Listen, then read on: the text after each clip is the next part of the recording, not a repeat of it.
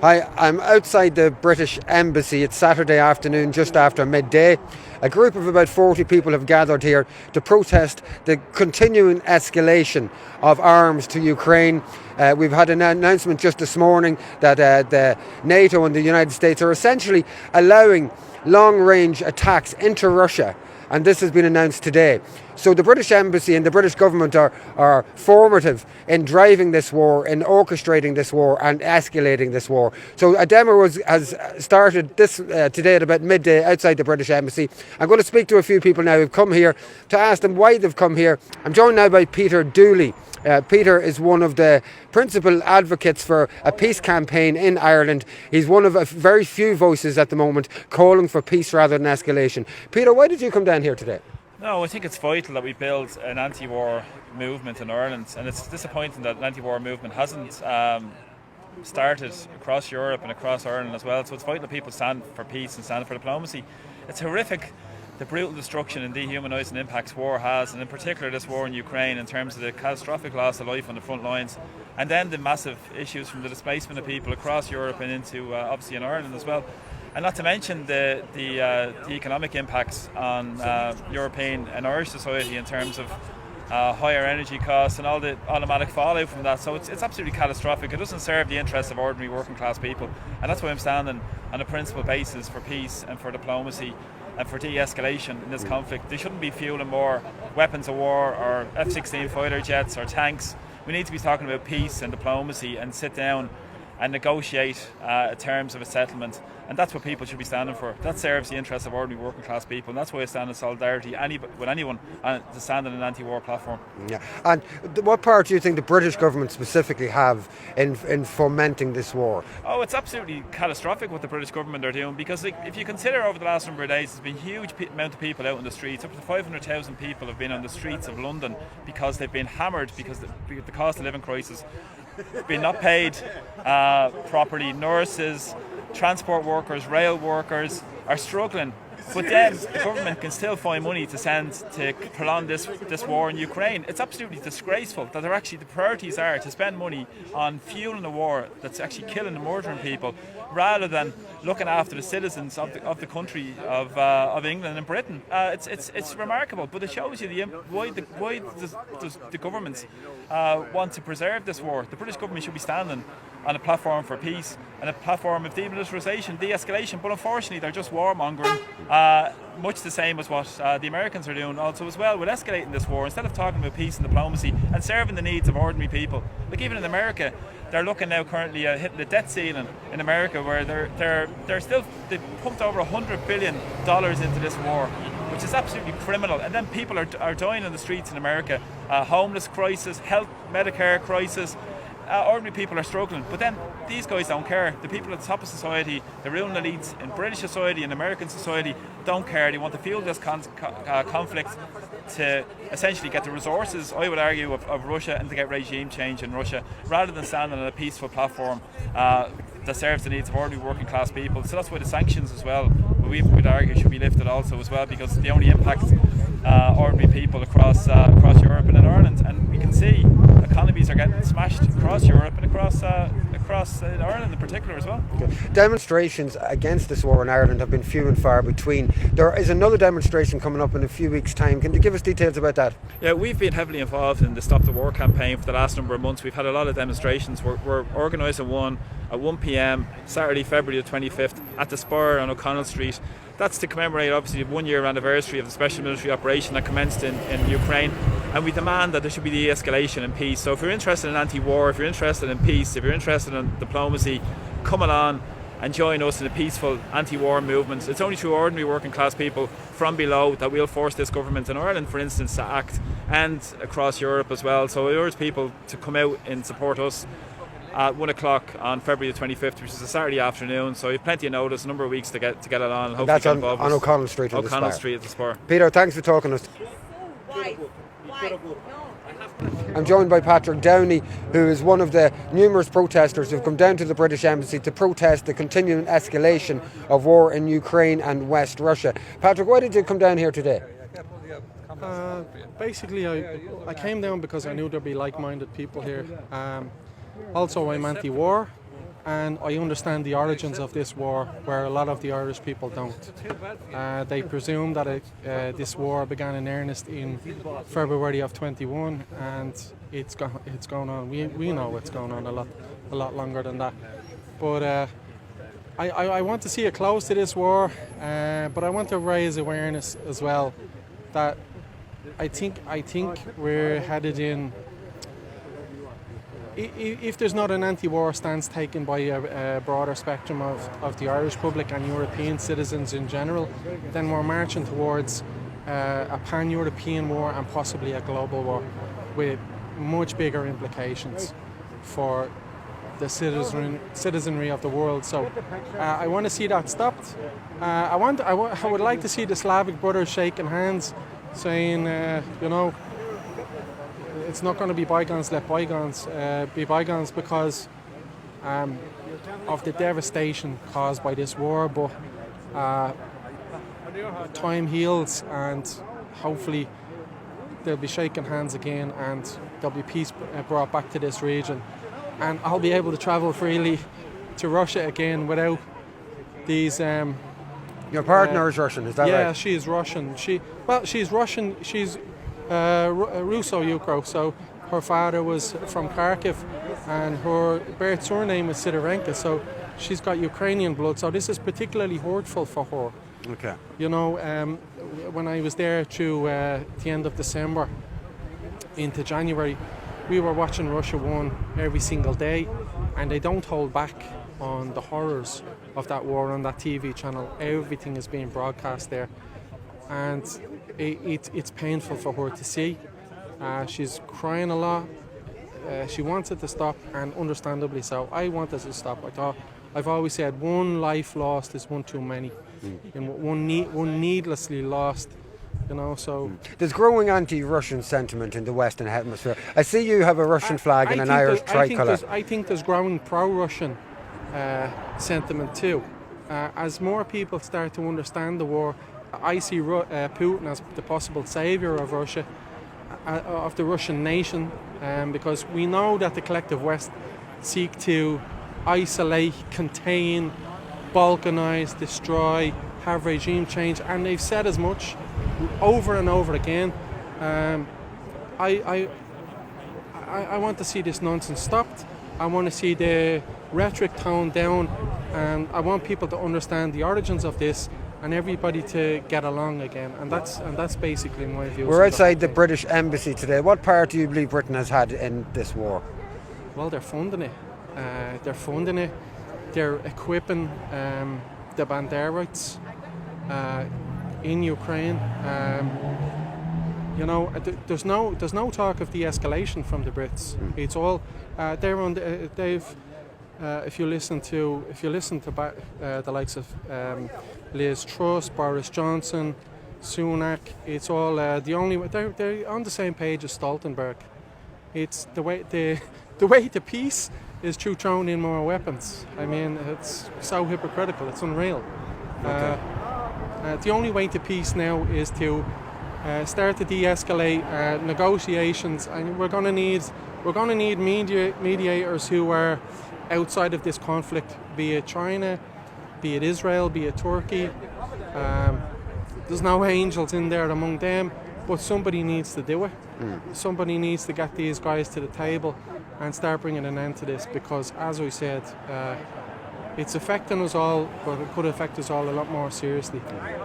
Patrick, thanks for speaking up to us today. Thanks very much. We'll join you soon again. Thank you.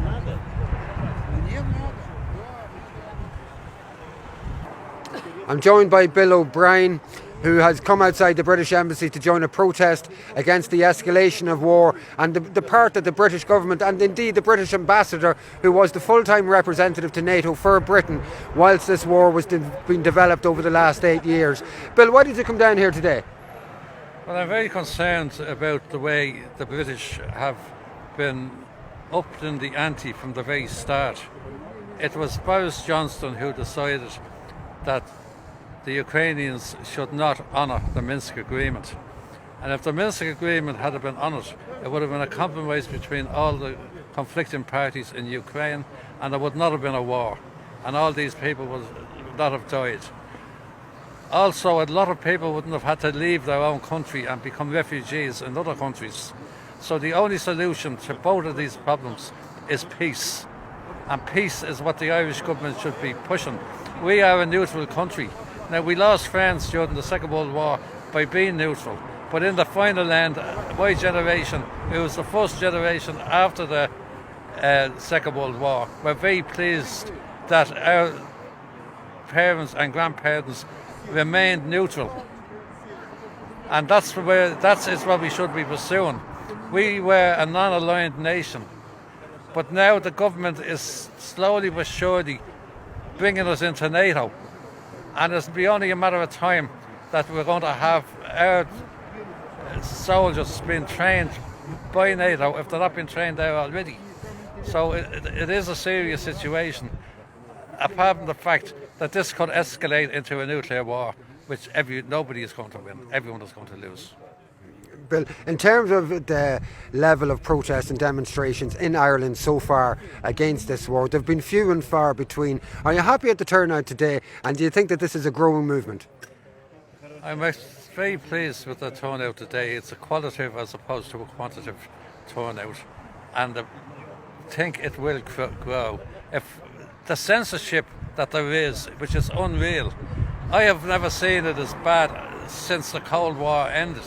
I'm old enough to remember in the 50s and 60s when if you had any left-wing views, you were a communist, you were a red under the bed, you were a card-carrying communist, and the paranoia that was driven by anyone with progressive ideas was disgusting.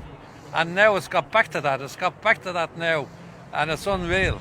I couldn't believe they were able to restore that mentality as quickly as they did. Bill, thanks for joining us today. I think there's a speech is about to start. We'll be talking to you hopefully on M-Compass maybe over the next few weeks about this matter in more detail. I think so, and thank you very much for interviewing me. Thank you.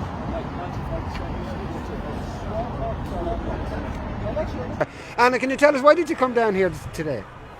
Well, I am opposed to war, for starters. I've seen what's happened in the Middle East. I've seen the decimation of all of those countries, and no sooner was that over than the United States started pushing for more pressure being brought to escalate the war in Russia, in Ukraine. And so the Russians invaded, which I absolutely condemn. But they refused all along, the Western powers, to put pressure on Zelensky and the Zelensky government to negotiate on the Minsk Accords. So now we have a war with people fleeing to Western Europe and fleeing to Ireland. And because we're not giving any military assistance, we're taking in large numbers of people who are refugees from the war. Any of us would flee a war if what was happening in Ukraine was happening to us. But it shouldn't be happening. The responsibility of the EU, and particularly our government, the Irish government, is to call for peace negotiations as opposed to fueling the war drive and all the time supporting the NATO programme and the all of Europe. So I'm disgusted with our own leadership. And we're outside the British Embassy today. What part do you think Britain has had to play in the fomenting of this war? Well, they've supported it all along. They have continuously supplied military hardware. They should see what's going to happen. That we're going to not just have refugees from Ukraine, we're going to have refugees from possibly Russia, because what they want to do is to break up Russia, as far as I can see. Anna, thanks for joining us. I'm joined by Gavono Rahali, who is outside the British Embassy at a demonstration against further escalation of the war in Ukraine and West Russia. The protest is here to demonstrate against Britain's part in further escalating that war. Gavin, why did you come here today? For a simple reason. Britain, alongside the United States, has been instrumental in the current conflict in Ukraine since the initial Maidan colour revolution in November 2013, following Yanukovych's decision to suspend an EU trade deal in favour of closer ties with neighbouring Russia. He also played a key role in arming elements such as the neo-Nazi Azov battalion and right sector, who would go on to wage war on the ethnic Russian Donetsk and Lugansk regions, who were forced to break away from the new Kiev regime in April 2014, leading to a conflict that led to 14,000 deaths until Russia was forced to intervene last year. They're also currently pushing for more escalation via the arming of the current Zelensky regime, something that is pushing the world to the brink of a nuclear war, which will lead to the end of all life on Earth. So, as we are Irish as well, we know all too well the role that British intelligence and the British military has played in our own country. So we feel it's important to come out today and call for demilitarisation in Ukraine and a peaceful resolvement for Britain to stop their interference in Ukraine and against Russia, and obviously in Ireland also. Thanks for joining us today, Gavin. I'm joined by Theo Russell outside the British Embassy at a demonstration against the further escalation of the war in Ukraine and West Russia. Theo has come over from the UK to Dublin specifically for this demonstration. Theo, why did you come over here today? Well, we've been campaigning, I've been campaigning in various different organisations for the last 8.5 years in solidarity with anti-fascists in Ukraine. We've been calling on the British government for 8.5 years to end its financial, military and other support for the Ukrainian government, because that government came to power in an illegal coup. The British Foreign Secretary at the time lied to Parliament when he said it was constitutional. It wasn't constitutional. It didn't have a 2/3 majority in the Rada. We've been campaigning in solidarity with anti-fascists all over Ukraine, not just in the Donbass. Obviously, those ones who rose up against the new regime in Ukraine, which brought into power many fascists. We know what happened in Odessa in 2014. We know how the fascist organisations and battalions were integrated into the National Guard. But we've also been campaigning in solidarity with millions of Ukrainians who've been forced into exile. There's something like 2 million Ukrainians, many of whom had to leave Ukraine because of threats to their lives. They're political refugees. Since the Russian military operation began just over a year ago, or just under a year ago, Britain feels like it's been at war. The situation there has been complete hysteria. The British government has been at the forefront of, first of all, sabotaging peace negotiations, sending as many weapons as possible. We know that Britain and other countries are actually on the ground working with the Ukrainian forces, and they want to prolong this war as long as possible, because what the war is actually about, it's desperately trying to essentially to take out Russia. Now, they thought they would, when they put on all the sanctions, they cut them off from SWIFT, they stopped buying their gas, their oil, etc. They thought Russia would be on its knees. That hasn't happened. A year later. And we protested for the first time in about a year opposite the Prime Minister's residence in Whitehall in London, at a time when people are facing a very, very difficult economic situation with energy prices, massive inflation, years and years of pay rises below inflation. People are really struggling, working class people, and yet they spent in the last few years £2.6 billion, and that spending, there seems to be a bottomless pit when it comes to spending money and giving weapons to Ukraine. The current British ambassador to Ireland was the permanent representative of Britain to NATO in 2016 to 17 when this was happening. If you were to give a clear message to the ambassador who works and resides in the building behind us, what would that message be? Well, I think that we now know, as one of the speakers pointed out today, that Angela Merkel let it out of the bag, and it was confirmed by Macron that Russia spent years trying to pursue the Minsk agreements to have a negotiated settlement to give autonomy to the Donbass regions and to have to end what was essentially a civil war with the West backing one side in Ukraine. We've been calling for peace for 8.5 years. And our message would be the same as it's been for 8.5 years, for the British to stop supporting an illegitimate regime in Ukraine, which is full of criminals who in the last year have rounded up hundreds and hundreds of people. Mayors have been arrested, tortured, shot for negotiating, elected officials for negotiating humanitarian corridors with the Donbass or Russian forces. So our message is to stop supporting what is an illegal government in Ukraine and to help bring about peace and to end the war. Theo, thanks for speaking to us today.